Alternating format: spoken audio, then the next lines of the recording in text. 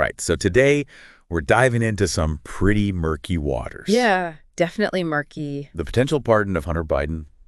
It's a hot topic. It is. Everyone seems to have an opinion. And it raises so many questions, Like, imagine you're the president of the United States, and your son is facing serious legal trouble. Right? I mean, would you intervene? That's a tough one. Knowing the whole world is watching? It's a fascinating scenario. It is. Because we're not just talking about the legalities here. Right. It's so much more than that. Right. It's about politics. Yeah. Family ties public perception. And, we've got Kind of given me this. a whole stack of briefing documents analyzing this possible pardon. Right. And it's not a simple open and shut case. Not at all. No. It's complex. Yeah, and to really understand how serious this is, I think we need to kind of lay out the facts. Yeah. Just the facts. Absolutely. So back in June of 2023, Hunter Biden was found guilty of 3 felony gun charges. Yeah. And at the time, he was struggling with... A pretty heavy crack cocaine addiction. Yeah. And he even lied on a federal background check to get a firearm. Yeah. Not a good look. Not a shining moment for sure. No. And that's not even the whole story. No. Just a few months later, he pleads guilty to 9 federal tax charges. Wow. Admitted he failed to pay at least $1.4 million in taxes between 2016 and 2019. See, this is what I mean by serious legal trouble. Yeah, and it gets even more interesting because court documents reveal that he was living a pretty lavish lifestyle, spending extravagantly on things like escorts and luxury rentals. So not exactly the image of a struggling addict. It does paint a bit of a different picture, doesn't it? It does. Yeah. Yeah, so we've got the president's son Right. facing some pretty serious legal repercussions. Yeah. And then, bam, Right. the possibility of a presidential pardon. It's like a real-life political thriller. It is. Yeah. And it's important to remember that presidential pardons are not some... Get out of jail free card. Exactly. Right. They're not magical. Right. It's a power enshrined in the Constitution. No, Article 2. Article 2, that's right. Yeah. And it has a long and often turbulent history. Yeah. I mean, Ford pardoning Nixon. Exactly. That's a prime example. That sparked a huge debate It did. about presidential power. For sure. And I feel like those echoes are definitely present in this situation with Hunter Biden. Oh, absolutely. But, we're not here to decide if Hunter's guilty or innocent. Right. We want to explore the potential ramifications. The fallout. Yeah, exactly. What could happen? Yeah, what could happen? Yeah. And our sources present really compelling arguments on both sides of this pardon debate. They do. They do. It's interesting. Yeah. And those who are in favor of a pardon Yeah. really emphasize this element of family loyalty. Right. Like a father's instinct to protect his son. Yeah, it's a powerful force. It is powerful. Regardless of the circumstances. Right. And I think that's Relatable. very relatable. Yeah, we can all kind of understand that. We can. And it's that desire to protect your family. Yeah, and I think that's a big part of why this whole case is so fascinating to people. It is. Because it's not just a legal case. Right. It's a human story. It's about family. It is. It's about those personal connections. Absolutely. And how they intersect with these larger forces. Yeah, so it's not just about the law. Yeah. It's about emotions. Exactly. It's about family dynamics. It's about the choices we make. Yeah. When faced with incredibly difficult situations. Exactly. And I think that's what makes this whole thing so captivating for people. I think so, too. It's like we're getting this glimpse. Behind the curtain. Yeah, behind the curtain of power. Into the human side of it all. Exactly. And it makes you think about your own values. Your own value. What would you do? What would you do in that situation? Right. It's a tough one. It is. Yeah. So we've got those who are in favor of the pardon. Yeah. Emphasizing that family loyalty. Right. But then there are those who are very much against it. Absolutely. And they bring up some serious concerns. Yeah, they do. They argue that this whole thing just reeks of nepotism. Right. Like, is it crossing the line? From fatherly love to yeah, abuse of power. Yeah. And does it erode public trust? Right. Because if the president is seen as putting his family above the law, exactly, then what does that say about our system of justice? It raises some serious questions about fairness. It does. And accountability. And what about the political fallout? I mean, a pardon could really alienate some of Biden's supporters. It could definitely backfire. Yeah. And further divide an already polarized political landscape. It's a delicate balancing act. It is. And then there's the question of how this will all affect President Biden's legacy? Yeah, how will history judge this decision? Right. Will it overshadow his other achievements? Will it be a defining moment of his presidency? These are some heavy questions. They are. But, one quote from our sources really stood out to me. Oh, yeah. Yeah. It said, the indictment in the tax case included details of Biden's life. Ooh, that's intriguing. It is, right? Makes you wonder what those details are. It speaks to the human drama of it all. Yeah. It's not just legal jargon and political maneuvering. Right. There's a personal story here. Yeah. A story about family choices, consequences. And I think that's what makes this case so compelling. It is. It forces us to confront our own beliefs. About power. Yeah. Accountability. The balance between personal loyalty and public duty. Yeah. It's a lot to unpack. It is. But it's definitely a conversation worth having. Absolutely. And I think for you, the listener, this is a chance to really engage with some fundamental questions about our justice system. For sure. And the responsibilities of leadership. Yeah, what does justice really mean? And what do we expect from our leaders? It's a lot to consider. It is. And I'm curious what stands out to you as the most compelling argument for or against the pardon. Right. What resonates with you? Yeah, what would you do? If you were in Biden's shoes. Yeah, it's a tough one. It is a tough one. But, it's not as simple as President Biden just snapping his fingers and issuing a pardon. Oh, no. There's a process. There's a whole protocol. A system. Yeah. To make sure this decision isn't taken lightly. Exactly. It's a weighty decision. Yeah. With far-reaching implications. So he'll have advisors. Legal experts. Public opinion. All weighing in. It's a lot of pressure. Immense pressure. Yeah, and I imagine he's feeling that pressure from all sides. Absolutely. On one hand, he's got that paternal instinct. Protect his son. To protect his son.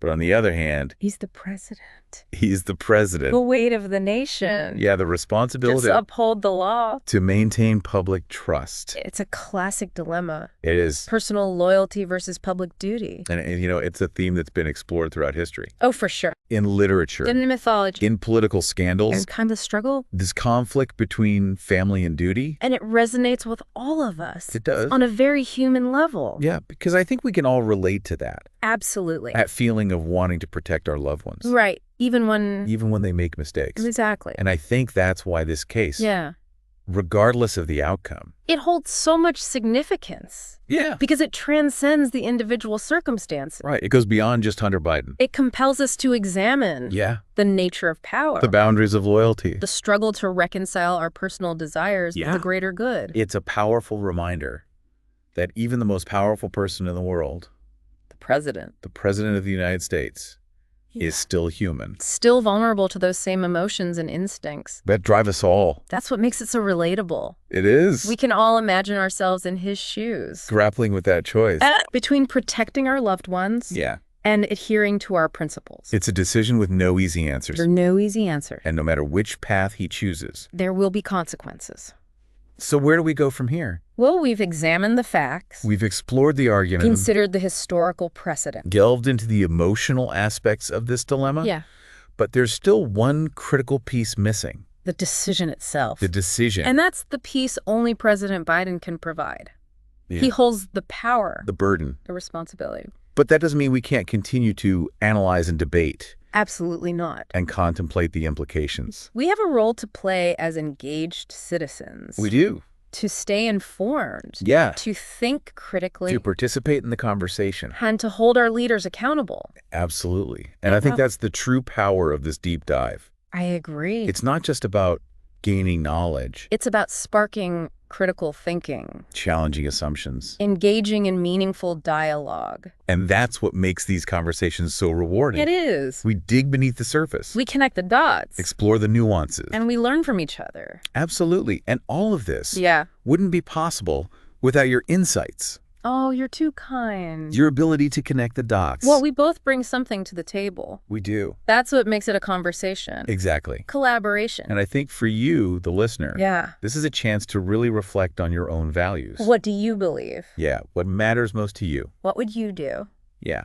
And we want to hear from you. Absolutely. Share your thoughts. Join the conversation. Let's explore this together. It's a journey we're all on. And I think the more perspectives we have, the richer the conversation. The better equipped we'll be to navigate these complex issues. Exactly.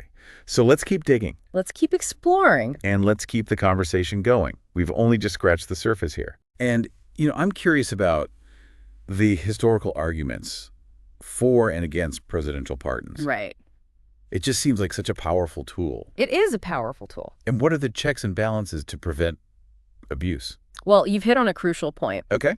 The power to pardon really comes from this idea of tempering justice with mercy. Okay. It acknowledges that sometimes sticking strictly to the letter of the law might not be the best thing for everybody. Right. For the greater good. So it's not just about letting someone off the hook. No, not at all. There's a deeper purpose. Right. Historically, pardons have been used to heal divisions after like a civil war, to give second chances to people who have really turned their lives around, or to correct what are seen as miscarriages of justice. There's a lot of weight behind it. There is. A lot of history. Yeah, it's not a decision to be taken lightly. But, like you said, it's a powerful tool. It is. And any tool can be misused. Absolutely. So that's where those concerns about abuse of power come in. Right.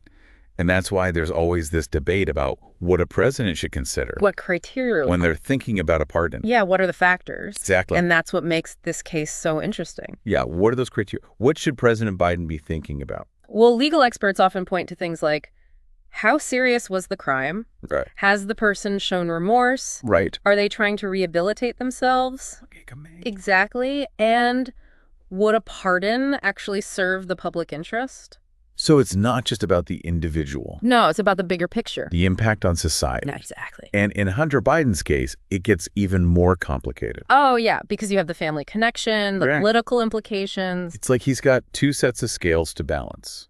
That's a perfect way to put it. The legal scales and the political scales. And these briefing documents really highlight that tension. They do. They dive deep into the legal precedents. Yeah. The arguments for and against a pardon, specifically in this case. Right. With all the potential consequences. Both legally and politically. It's a lot to unpack. It is. And we can't forget about the emotional side of this. Right. The human element. We can analyze this from a legal standpoint, a political standpoint. Sure.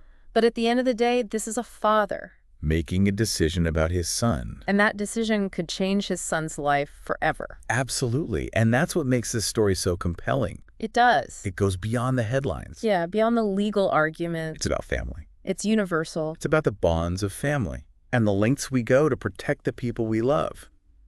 And I think that's what people connect with. I think so too. That shared humanity. Even if we disagree with the decisions being made, we can still understand the motivation. We can understand the emotions driving those decisions. It reminds us that even at the highest levels of power, people are still driven by those basic human instincts. Those primal urges. The need to protect our family. To care for our loved ones. It makes you think. It does. What would I do in that situation if I were in his shoes? It's a powerful question. And I don't know that there's an easy answer. I don't think there is. No. It forces us to examine our own values, our priorities. Where do we draw the line? Between loyalty and duty. Between personal and public responsibility. Exactly. And those are questions worth pondering. They are. Because they get to the heart of what it means to be human. And what it means to lead. To make difficult choices. With imperfect information. And with potentially life-altering consequences. So as we continue to explore this case, I think it's important to keep those questions in mind. Absolutely. Because they can help us navigate this complex landscape. And to understand the choices being made. Even if we don't agree with them. Right, even if we wouldn't make the same choices. It's about empathy. It's about perspective. It's about recognizing the human element. In all of this. And that's what makes this deep dive so fascinating. I agree. It's not just about politics or law. It's about people. It's about the choices we make. And the consequences we face. And ultimately, it's about understanding ourselves a little bit better. And the world we live in. Exactly. This whole thing just opens up so many questions. It does. About justice ethics. Yeah. The very foundation of our democracy. And as we go through these documents, one thing becomes really clear. What's that? There's just no easy answer. Yeah. Even legal scholars are divided. Really? Oh, yeah. You've got some who say that the pardon power is inherently broad.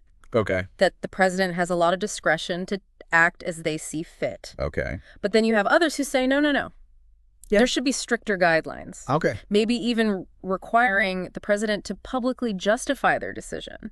So it's like a balance between flexibility and the potential for abuse. Exactly. And that tension is right at the heart of this whole Hunter Biden situation. Right at the heart of it. Yeah. Because if President Biden pardons his son? Will people see it as an abuse of power? Right. Will it look like he's putting his family above the law? Or will they see it as a father showing compassion? Showing mercy. And it's a question that I think ultimately comes down to each individual. To their own values. Their beliefs. Their perspective. But one thing is for sure. What's that? This decision won't happen in a vacuum. Oh, definitely not. There's going to be political fallout. Media scrutiny. Public opinion. All going to factor in. And I think these briefing documents really highlight that. They do. They delve into the potential impact on the 2024 election. Yeah. The possible erosion of public trust. Right. And the long-term consequences for President Biden's legacy. It's a lot to consider. It feels like this one decision could have a ripple effect. It really could. That could last for years. And that's why it's so important. Yeah. To really engage with this issue thoughtfully. To not oversimplify it. Listen to all sides. And to recognize the nuances. The complexity. This isn't just some political drama playing out on TV. No, it's real life. With real consequences. It's a case study in the complexities of power, justice, and the human condition. Well said. And as we wrap up this deep dive, I will leave you with this thought. Okay. Imagine you're President Biden. Okay. You're facing this impossible choice. A decision that could impact everything. Your family, your legacy, the nation. What would you do? Yeah. What principles would guide your decision? What sacrifices would you be willing to make? These are questions worth pondering. They are. And I think that's the true power of these deep dives. I agree. They give us knowledge.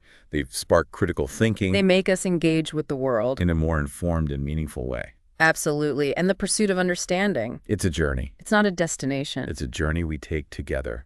Sharing insights. Challenging assumptions. Expanding our understanding. One conversation at a time. And as we conclude, I just want to encourage you to continue that journey. Yeah. Keep exploring. Keep questioning. Keep seeking out new perspectives. Because the world is complex. It's constantly evolving. And the pursuit of understanding is a lifelong endeavor. Until next time, keep those brain cells firing.